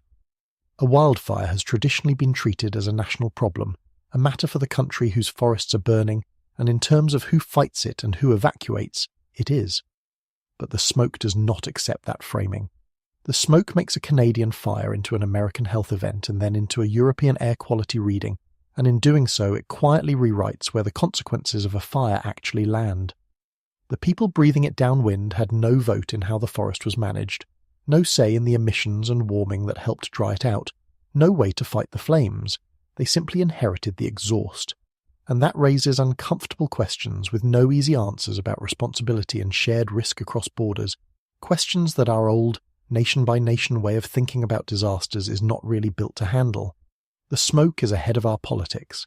It has already globalized a problem we still mostly discuss as a local one. This is why a wildfire in a remote and nearly empty part of the world can no longer be treated as a remote and empty problem. The emptiness is exactly what allows the fire to grow so large before anyone stops it, and the smoke is exactly the thing that refuses to respect the emptiness. The truth the smoke keeps insisting on is that the atmosphere has always connected us this completely. It is not that the world suddenly became linked. The air over your head has always been continuous with the air over a forest 1,000 miles away, and the air over a city on another continent, one unbroken envelope wrapped around a spinning planet. What has changed is not the connection. What has changed is that the north is now producing enough smoke, often enough, that the connection has become visible, written in haze across skies that used to be blue. The plume is not creating a new relationship between distant places. It is revealing one that was there the whole time, and forcing us to look at it. It takes the consequences of that faraway burning, and it distributes them, across borders, across a nation, across an ocean, onto the lungs of people who will never know where their bad air day came from, And it raises a question that sounds almost like science fiction but is simply meteorology. If the smoke can change the sky over 2 continents, can it change more than just the sky? Can a plume this large actually reach back down and alter the weather beneath it? As it turns out, it can, and that is where we go next. Part 8. When the smoke changes. The weather. We tend to think of smoke as a passive thing. It is the leftover, the exhaust, the stuff that drifts and settles and eventually clears. But a smoke plume large enough to cover a continent is not passive at all. It is a physical layer in the atmosphere, and like any layer, it interacts with the one thing that drives nearly all of our weather, which is sunlight. And when you put a vast, thick sheet of particles between the sun and the ground, you change what the sun can do when it gets there. The mechanism is straightforward once you see it. Sunlight is what heats the surface of the Earth, and the heated surface is what drives so much of the day's weather, the rising warm air, the building clouds, the afternoon storms. But a dense enough layer of smoke aloft acts like a dirty filter over the whole system. It scatters and absorbs a portion of the incoming sunlight high up, before that light can reach the ground and do its heating. There is a name for this in the science of the atmosphere. Airborne particles interact with sunlight in 2 ways, scattering some of it back towards space and absorbing some of it, and the net effect of a thick smoke layer aloft is generally to cool the surface below by intercepting energy that would otherwise have arrived at the ground. And in the mid-July event, forecasters noted exactly this effect over parts of the affected United States. The smoke was thick enough that it could actually suppress some of the daytime heating at the surface, and in doing so, it could dampen the development of the very thunderstorms that would otherwise have fired in the afternoon heat. Thunderstorms are, in large part, engines powered by surface heat. Warm the ground and the air above it rises, builds, and eventually erupts into storms. Shade the ground with smoke, and you can rob those storms of some of the fuel they need to form. The plume was, in a sense, reaching down and adjusting the thermostat and the sky over an entire region. And there is a bitter possibility folded into this, one that scientists take seriously even as they work to quantify it. If thick smoke can suppress the storms that would otherwise form, then in some situations it may also suppress rainfall, and rainfall is one of the few things that actually helps put wildfires out. A pattern where the smoke from fires helps hold back the rain that would fight the fires is the kind of grim, self-reinforcing possibility that makes these events so hard to break once they get going. It is not certain, and the effect depends heavily on the specifics of each situation, but the mere fact that it is plausible tells you how far a large enough plume reaches beyond simple air quality. It does not just sit in the sky, it participates in the weather that decides its own fate. Think about how strange and how large that is. The smoke from a Canadian forest fire was not just making the air unhealthy over the American Midwest and Northeast. It was, in places, quietly rewriting the day's weather, holding the temperature down a little, keeping some storms from forming, changing the behavior of the atmosphere beneath it. A byproduct of a fire 1,000 miles away had become a weather maker in its own right. That is not the behavior of a passive leftover, that is the behavior of a force. But there is a darker side to this interaction, and it lives in the overlap between the smoke and something else that was happening in the same week. Across the eastern United States, this smoke event did not arrive during a mild, pleasant stretch. It arrived during dangerous heat. Heat indices in parts of the east were pushing toward and past 105 degrees Fahrenheit. And the collision of those 2 things, extreme heat and dense smoke, is worse than either one alone, because they attack from opposite directions and trap the vulnerable in between. Here is the trap. When it is dangerously hot, the standard advice, the safe advice, is to get airflow, to open the windows in the cooler hours, to go outside early or late, to not seal yourself into a baking box. But when the air outside is full of fine particulate matter, that same advice becomes dangerous. Opening the windows lets the smoke in. Going outside means breathing it. So the people caught in the overlap, and remember who those people are, the elderly, the young, those with heart and lung conditions, the exact same group most vulnerable to the smoke, are squeezed from both sides. The heat makes it dangerous to stay sealed inside without cooling. The smoke makes it dangerous to open up or step out. Each hazard closes off the natural escape from the other. That is what a compound event is. It is not 2 problems added together. It is 2 problems multiplied, each one removing the solution to the other. And it is worth stating plainly which of the 2 is the quiet killer, because it is not the one most people fear. Heat, not storms or floods or cold, is in many places the deadliest form of weather there is, and it does its work invisibly, without drama, mostly among the frail and the isolated, in rooms that simply get too hot for a weakened body to withstand. It rarely makes the kind of footage that flooding or a tornado makes, so it is chronically underestimated. Now take that already underestimated killer and add to it a blanket of smoke that makes the safe responses to heat unsafe, and you have compounded the single, most lethal weather hazard with a second one aimed at the same organs and the same vulnerable people. The physiological stress runs in parallel. The heat strains the heart and the body's cooling system. The fine particles inflame the lungs and stress the cardiovascular system. Both burdens land on the same people at the same time, and each makes the other harder to survive. And notice, again, that the population squeezed hardest by this vice is the same population we have been talking about the whole time, the exact people most vulnerable to fine particulate matter, and also most vulnerable to heat: the elderly, the very young, those with heart or lung disease, and those without air conditioning or the means to run it around the clock. Heat alone kills more people in a typical year in many places than any other kind of weather, quietly, in bedrooms and apartments, mostly among the frail. The nights make it worse. During a heat wave, the body's best chance to recover is the cooler overnight hours, when temperatures normally fall enough to let people rest and their bodies reset. But a strong heat episode can keep overnight temperatures dangerously high, denying that recovery, and if the safe way to cool a home at night is to open it to the outside air, the smoke closes that door too. So the vulnerable are left with hot days they cannot ventilate, and hot nights they cannot cool, breathing compromised air around the clock with no part of the day offering relief. Layer dense smoke on top of a dangerous heat wave, and you have built a trap specifically shaped to catch the people with the fewest options. The smoke from a forest 1,000 miles north does not fall on everyone equally. It presses hardest on those already closest to the edge. And this brings us to the question we have been circling this entire time, the question that turns this from a story about one bad week into a story about what comes next. Why now?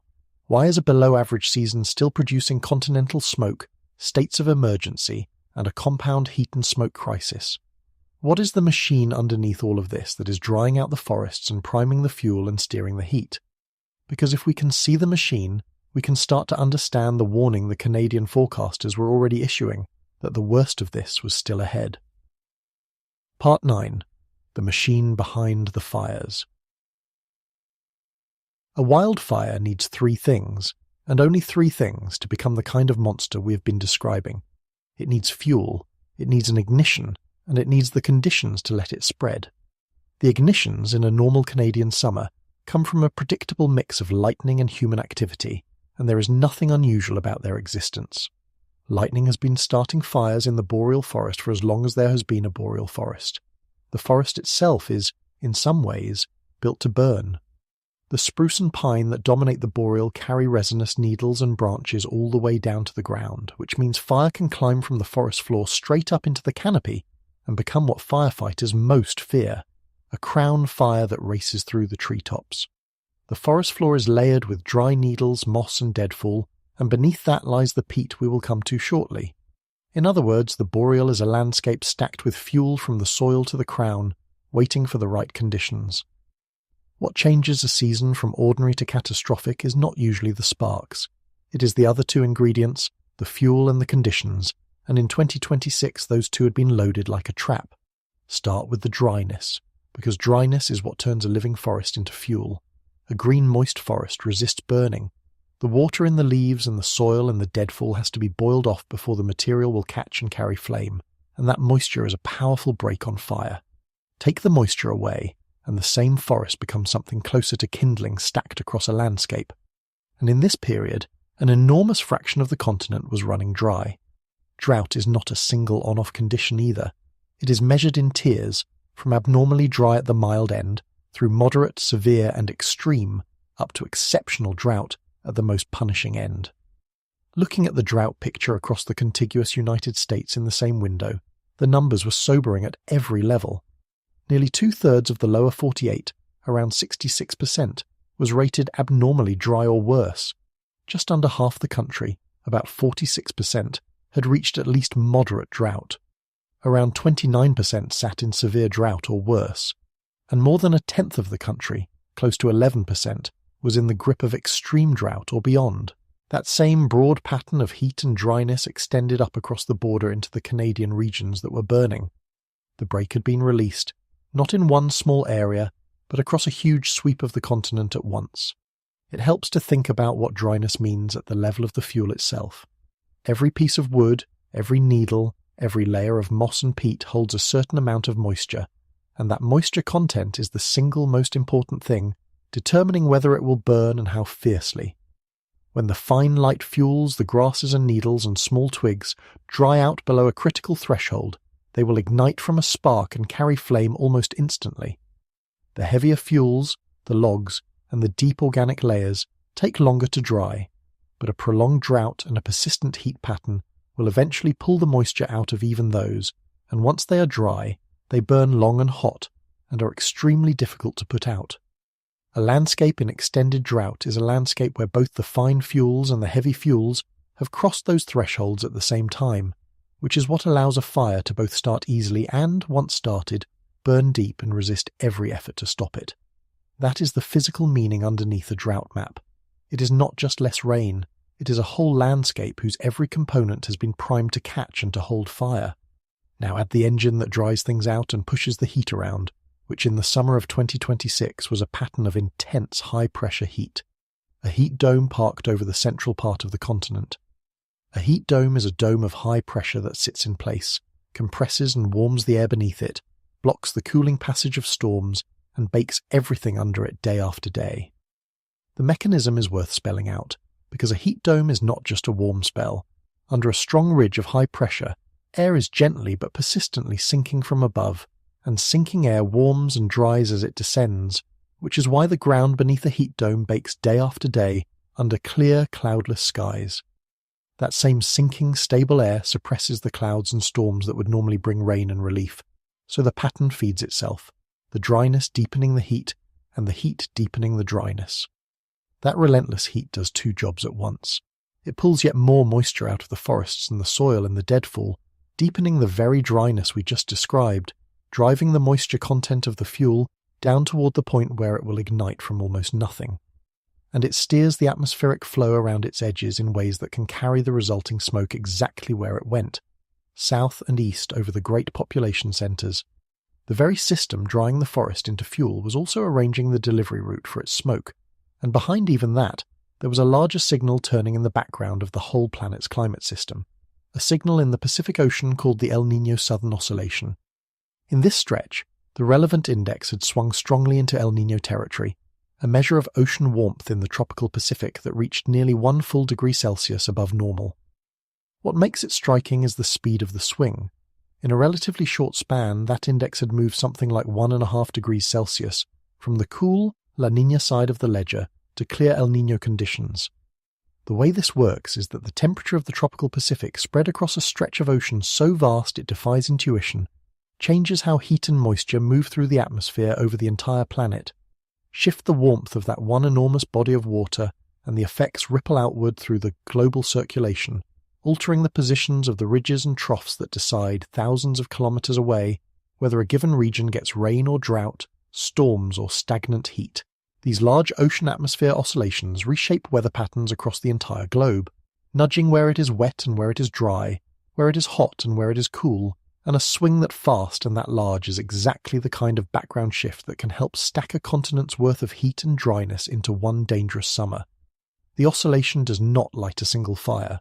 What it does is tilt the odds, loading the dice toward the kind of hot, dry, blocked pattern in which fires, once started, are far more likely to run.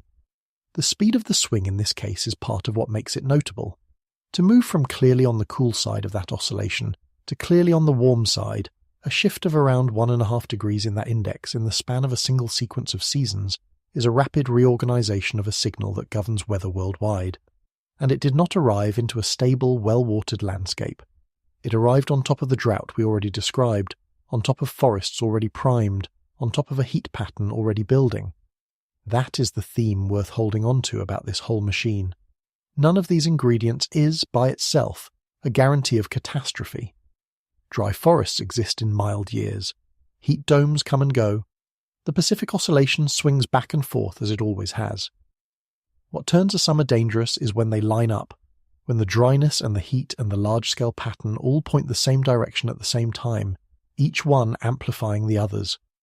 In 2026 they lined up, and the fires that followed were the visible result of that alignment. Understanding it that way, as a stacking of ordinary factors into an extraordinary condition, is exactly what lets the forecasters say something useful about what is still to come, because they can see whether the stack is holding or breaking, and in mid-July it was holding, and started they will be, because the ignition side of the equation never really goes away. In the boreal summer, fires begin in two main ways. Some are lit by people, through accident or carelessness or machinery, and those tend to cluster near roads and settlements. Many others, especially the ones burning in the deep remote country, are lit by lightning, the natural ignition source that has always been part of the northern forest. On a landscape at extreme fire danger, it does not take much. A single dry lightning strike, a spark thrown from equipment, an ember carried on the wind from a fire already burning, and the primed fuel does the rest. That is why the number of new fires per day stays high in these conditions. It is not that something exotic is starting them. It is that a landscape this dry will take fire from almost any source and run with it. I want to address something directly here, because every time the North burns like this, a set of claims goes around online, and it is worth meeting them honestly, rather than pretending they do not exist. You may have seen it suggested that seasons like this must be the result of coordinated arson, that the fires are being set on purpose in some organised way. You may have seen the stranger claim that the fires were started by directed energy weapons, beams from the sky, and you may have seen the idea that there is something deliberately hidden in the smoke, some program being run under cover of the haze. So let us be clear-eyed about it. Do some individual fires get started by people? Yes, absolutely. Human ignition is a real and documented part of every fire season, and arson happens. But that is a very different thing from the idea that hundreds of simultaneous fires spread across thousands of kilometers of remote wilderness are being coordinated by someone. The scale of this is written in the drought maps and the lightning and the heat, not in any plausible conspiracy. As for beams from the sky, fire does not need them. It never has. The energy to ignite and spread a wildfire is sitting right there in the dry fuel and the wind. And the smoke itself is one of the most thoroughly studied substances in this whole story. We know what is in it. It is fine particles and combustion gases, and the frightening thing about it is not some hidden additive. It is precisely how ordinary and how small those particles are. The real story does not need a villain. In some ways it is more unsettling without one, because it means the cause is not a plot we could expose and stop. It is a set of physical conditions, and those conditions are still building. So that is the machine, a fast, strong swing in the Pacific in the deep background. A stubborn heat dome baking the middle of the continent in the foreground, 2/3 of a country dried to kindling in between, and into that primed landscape, the ordinary summer supply of lightning and human sparks, each one now landing not on a moist and forgiving forest, but on fuel that had been waiting to burn. This is why the ignitions were up, and why the fires that started refused to be contained. The machine was built to burn, and the reason this matters so much, the reason it is not just background but the very heart of what comes next, is that none of these ingredients had been used up by mid-July. The dryness was still there, the heat was still forecast, the season, remember, was still below average, which means the trap was still set, and the people whose job it is to forecast this had already looked at the weeks ahead and did not like what they saw. Part 10. Not a record, yet. I have said this a few times now, and I am going to keep saying it, because it is the single most important and least understood fact in this entire story. As of the middle of July, 2026 was not, by the measure that matters most, a record fire season. It was not even an average one. By total area burned, it was running below Canada's 5-year average. And I want to be very precise about why I keep hammering this point, because it would be easy to hear it as reassurance, and it is very nearly the opposite of reassurance. Here are the numbers, laid side by side. Season to date, Canada had seen roughly 3,137 fires, which had burned somewhere around 1.4 million hectares. 1 year earlier, at the exact same point on the calendar, the country had recorded a slightly smaller number of fires, about 2,913, but those fires had burned more than 4.6 million hectares, more than 3 times the land, in a year with fewer ignitions. So 2026 had more fires but far less total area burned, and both of those years sit in the shadow of even more extreme seasons in recent memory. Now put that fact next to everything we have just walked through. This below-average season had already forced 2 entire provinces into states of emergency. It had already brought in the military to evacuate communities. It had already killed 6 people, including the first civilians lost to wildfire in Manitoba's recent history. It had already displaced more than 33,000. It had already made a major city the smokiest place on the planet, put 100 million people under bad air, and sent a plume across the Atlantic Ocean to a second continent. All of that, and by the ledger of destruction, the season had not yet reached the halfway decent middle of the pack. Do you see why that is the frightening version and not the comforting one? If this is the floor, what is the ceiling? If a below-average year, a year that had burned only a fraction of what the previous year had burned by the same date, can still generate a continental smoke emergency and shut down provinces, then the difference between a season like this and a truly catastrophic one is not the difference between calm and disaster. It is the difference between disaster and something we may not have a good word for yet. The baseline itself has climbed to a point where an ordinary bad year looks like what used to be an emergency, and the genuinely extreme years, the ones that do burn 4 and 5 million hectares and more, are now the ones that redraw the maps. It is worth being clear about what a 5-year average even is, because it is the yardstick doing the quiet work here. When agencies say a season is below the 5-year average for area burned, they are comparing it to the typical of the last several years, years that themselves included some of the most extreme fire seasons ever recorded on the continent. So being below that average does not mean being mild in any historical sense. It means being milder than a recent stretch that has been, by any longer view, brutal. The bar itself has been lifted by the very fires it is now being used to measure against. Judged against the fire seasons of decades past, a year like this would not look ordinary at all. It only looks ordinary because the recent past has been so severe that it has dragged the definition of ordinary upward with it. This is the quiet, uncomfortable truth underneath the smoke. We are not looking at a freak. We are looking at a flaw that has risen. And this is also why the whole habit of measuring these seasons against records can quietly mislead. A record is a single extreme point, the worst ever value of some number, and it makes for a dramatic headline. But it is a poor way to understand a trend, because most years by definition are not records, and if you only pay attention when a record falls, you will miss the slow, steady climb of the ordinary years in between. The important signal is not the peak. It is the typical year, because that is what tells you what you can now expect, and the typical year has been getting worse. A year like this, which sets no records and still shuts down 2 provinces and reaches 3 continents, is the clearest evidence of that climb, precisely because it is not exceptional. It is becoming normal.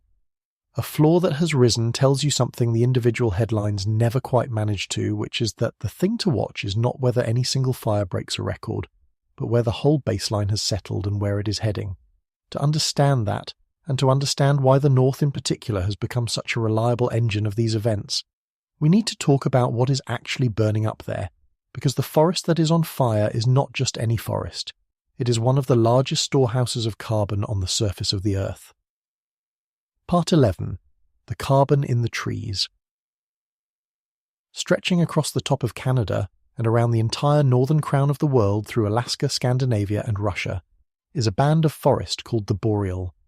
It is not a dramatic-looking place.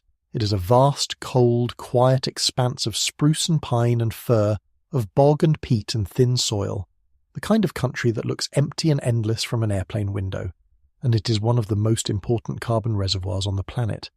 For thousands of years, the boreal forest has been quietly pulling carbon out of the air and locking it away, not just in the wood of the trees, but in the deep, wet, half-decayed layers of peat and soil beneath them.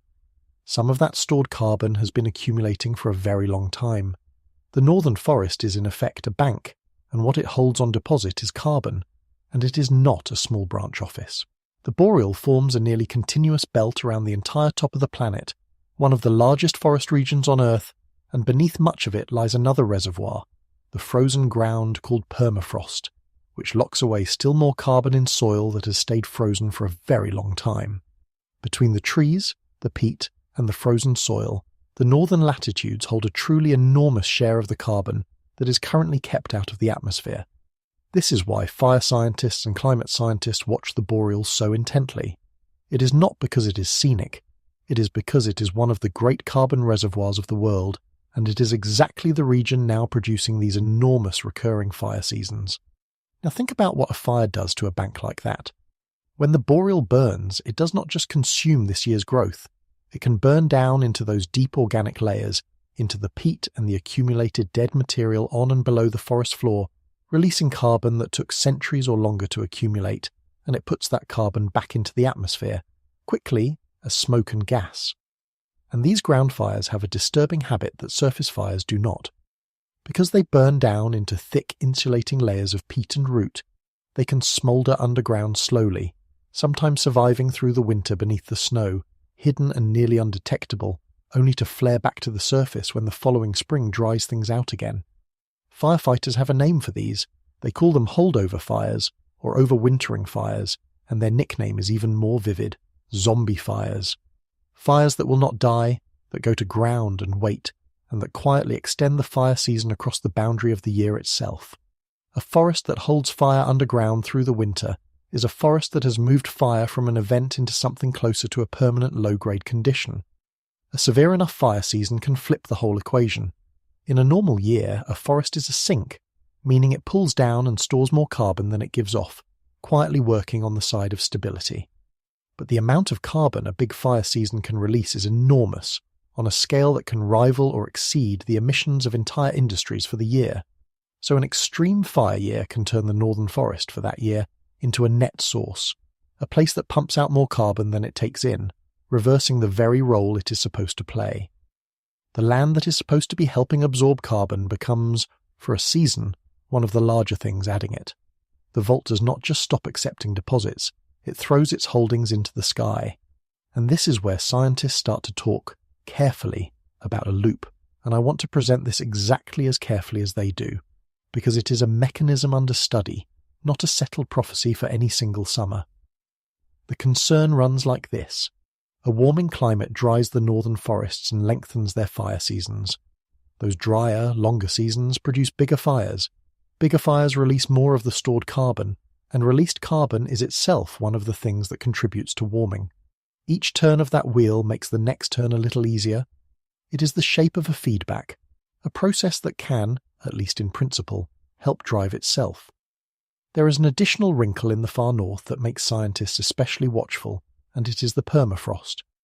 As the northern climate warms, some of that long frozen ground thaws, and thawing ground can release its own stored carbon as the ancient organic material in it begins to break down. Fire accelerates this, because a fire that burns off the insulating layer of moss and peat on the surface exposes the frozen ground beneath to more warmth, helping it thaw faster than it otherwise would. So the fire does not just release the carbon it burns directly. It can, in places, help unlock a separate and even larger reservoir underneath. This is the kind of interaction that makes the northern carbon question so difficult and so important. A set of linked reservoirs that can each nudge the others. Whether and how strongly that loop operates over the long run is exactly the kind of question researchers are working to pin down, and no one honest will tell you a single fire season proves it. But you cannot look at a continental smoke event coming out of the boreal in a below-average year during a fast swing of the climate system without the shape of that concern hanging over the whole picture. I raise it here not to frighten you with a doomsday spiral, but because it reframes what the smoke actually is. That haze over New York, that plume over Europe, is not just an air quality nuisance for a week. It is, in a literal sense, the site of the northern carbon vault venting into the sky. The thing that is dimming the sun is ancient stored carbon on its way back into the atmosphere, and that connects the small and immediate and asthmatic child in a smoky city to the large and slow, the carbon balance of an entire hemisphere, through the same physical stuff, the same fine particles and gases riding the same wind.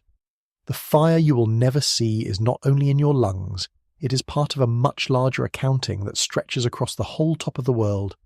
And when you widen the lens that far, a pattern comes into focus, a pattern of years, and it is not a reassuring one. Part 12. The Years That Turned the Sky. Orange.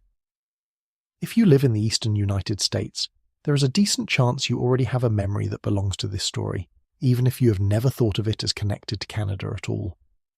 Cast your mind back a few years to the day the sky over New York City turned orange. Not hazy, not grey. Orange. An apocalyptic sci-fi orange that turned midday into an eerie dusk and put the city briefly at the top of the same worst air on earth lists that Toronto would later climb. Photographs of the Statue of Liberty vanishing into an amber murk went around the world. That was Canadian wildfire smoke from a record-shattering season, delivered south by the same kind of winds we have been tracking this whole time. Offices closed, flights were grounded, millions of people who had never given a thought to a Canadian forest suddenly found themselves living inside its consequences, told to mask up or stay home in a city that had done nothing to earn the smoke except lie downwind of it. For a lot of people on the eastern seaboard, that was the first time the abstract idea of a distant wildfire became a thing they could taste at their own front door. That orange sky day was not an isolated shock. It was one especially vivid moment in a run of extreme northern fire seasons that have stacked up with unsettling regularity. There have been years recently that burned on a scale that genuinely rewrote the record books, seasons where the total area consumed reached into the many millions of hectares, dwarfing what 2026 had done by mid-July. Recall the comparison we drew earlier, that at the same point on the calendar just 1 year before, Canada had already burned more than 4.6 million hectares, more than 3 times what this year had burned by mid-July. And that itself was not even the most extreme of the recent seasons. The northern summer has produced, more than once in recent years, fire on a scale that once would have seemed impossible. Seasons that sent so much smoke so far that they coloured skies and dominated headlines across multiple countries. We are, in other words, living through a stretch in which the record book for northern fire has been rewritten repeatedly and rewritten upward in a short span of years.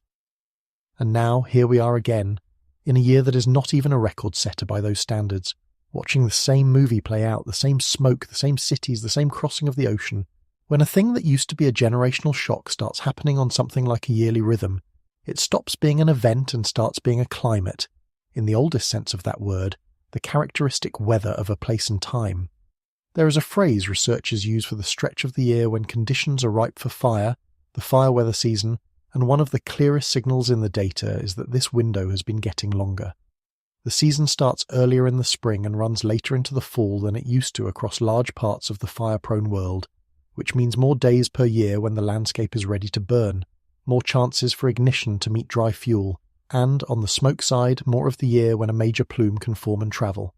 A longer fire weather season is, in a sense, a wider target for disaster to hit. And here is where human psychology quietly becomes part of the hazard. People adapt. The first orange sky is a shock that people remember for years. The third or fourth smoky summer becomes a routine, an app you check, a mask you keep by the door, a weekend indoors. That adaptability is a strength in the moment, but it carries a danger because it can hide a slow escalation behind a feeling of familiarity. If each year is only a little worse than the last, and each year we adjust our sense of normal to match, then a genuinely large change can unfold across a decade without ever producing the single shocking moment that forces us to truly reckon with it. The smoke keeps arriving, we keep getting used to it, and the baseline keeps climbing underneath our adjusting expectations. Getting used to something is not the same as it being safe. Consider how this plays out across generations. A child growing up now, in a place that gets a smoky stretch most summers, will simply file that away as a normal part of the year, the way a previous generation filed away ordinary summer thunderstorms. To them, checking an air quality app before deciding whether to play outside is not a sign of a world in trouble.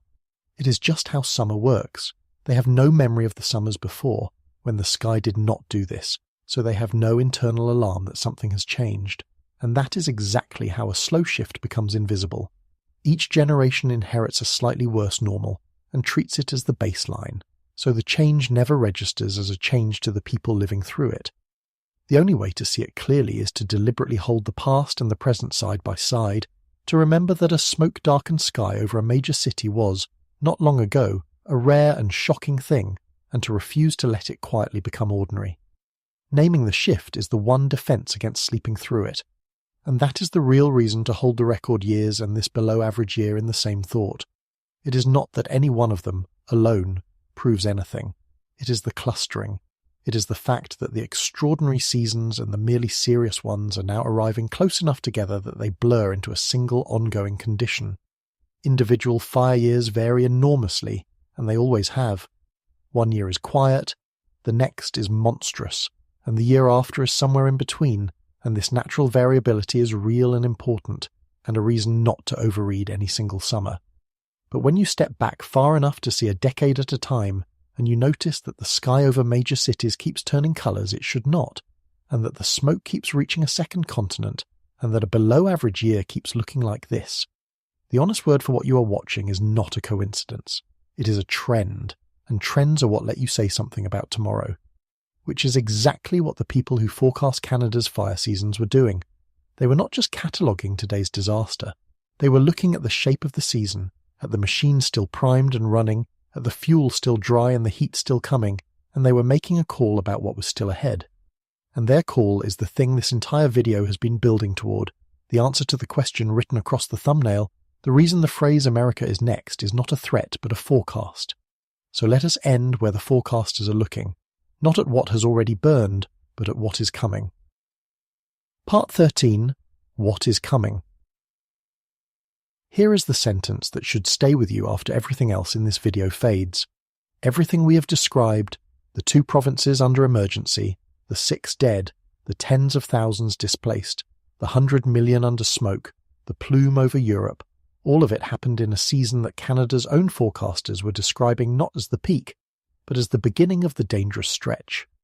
Environment and Climate Change Canada, the agency responsible for reading the country's weather and climate, was forecasting above-average temperatures across much of the nation, heading from July into August, with continued dry conditions in exactly the regions already burning, places like Manitoba and northwestern Ontario. In plain terms, the machine was not winding down. It was being fed, and the federal red on where the danger was concentrated pointed at the western and northern reaches of the country, at British Columbia, Alberta, and the Northwest Territories, the vast forested and mountainous expanse where fuel is plentiful, access is hard, and the hottest, driest conditions were expected to bite deepest. These are precisely the places where fires grow largest and are fought least easily. The places a below-average season can turn into a record one if the weather cooperates with the flame. That is what transforms this from a story about a bad week into a story about a loaded gun. Remember the 3 things a fire needs: fuel, ignition, and the conditions to spread. The fuel was still there, vast stretches of forest dried to kindling across a continent. The ignitions would keep coming, as they always do, from the ordinary summer supply of lightning and human sparks. And the conditions, the heat, and the dryness that let a spark become a running fire were not forecast to ease, they were forecast to intensify. The federal red on the season was that it had begun slowly but at high risk, that the highest danger was still building, and that provinces like British Columbia, Alberta, and the Northwest Territories were facing the sharpest ongoing threat, a below-average season with its worst weather still in front of it. Let me put the whole shape of it in front of you one more time, because when you assemble the pieces, the picture is stark. We have a landscape stacked with fuel from the soil to the treetops, dried by a drought covering most of a continent. We have a heat pattern that was not forecast to relent but to intensify into the hottest and driest part of the summer. We have a large-scale Pacific signal that had swung hard toward the warm side and was helping hold that pattern in place. We have hundreds of fires already burning out of control, some of them able to seed new fires and refuse to lie down at night, and we have the ignition sources, lightning and human, that never stop arriving. Every one of those pieces was still in place in the middle of July. Not one of them was forecast to disappear. When you lay them side by side, you're not looking at the aftermath of a disaster. You're looking at the setup for a larger one, with every component still present and the weather being asked to make them worse. That is the state of things the forecasters were describing when they said the season had not yet peaked. So walk it forward with me, carefully and honestly, because I am not going to tell you exactly what happens next, since no one can, but I can tell you what the ingredients point toward. If the heat rises as forecast and the forests dry further, and the ignitions keep landing, then the gap we spent this whole video examining, the gap between a season with many fires and a season with record area burned, is a gap the weather is being set up to close. The out-of-control count, more than 700 fires, does not have a natural reason to fall in hotter, drier conditions. The smoke that reached 100 million Americans and crossed to Europe was produced by the fires burning now, and more fire means more smoke, riding the same winds to the same places. So here is what to actually watch in the weeks after a video like this, the concrete signals that will tell you which way it went. Watch whether the season crosses from below average into a genuine blow-up, whether that 1.4 million hectares starts climbing steeply toward and past the numbers of the record years. Watch the count of fires still burning out of control and whether it keeps rising with each hot, dry week or finally begins to fall. Watch the smoke itself, whether these multi-day sieges of the air over American cities become more frequent and more severe, and whether the plumes keep making the crossing to Europe. And watch the forecast the professionals are issuing, because they are looking at the same fuel and the same heat you now understand, and they were already telling you the dangerous stretch was ahead, not behind. These are not abstractions. They are checkable over the coming weeks, and they are the difference between this being the peak of the story and this being its opening. That is what the thumbnail means. The smoke that has already arrived over American cities is not the end of something. On the current forecast, it is the early part of something, and this is the thing I most want you to carry out of here, the reframing that the whole night has been pointing at. We have been trained to think of a wildfire as a place, a location on a map that is either near us or far from us, a danger we are either inside or safely outside. This story breaks that idea. The fire is a place, yes, a remote and nearly empty place most of us will never see. But its reach is not a place. Its reach is the entire atmosphere, and we all live inside that. The smoke does not care about the border, or the coastline, or the ocean, or your citizenship, or how far you think you are from the nearest tree that is burning. It goes where the wind goes, and the wind goes everywhere. You do not have to be near the fire to be in it. You only have to be downwind, and on a planet with one connected sky, everyone, eventually, is downwind of something. That is the deeper meaning of the words on the thumbnail, the claim that America is next.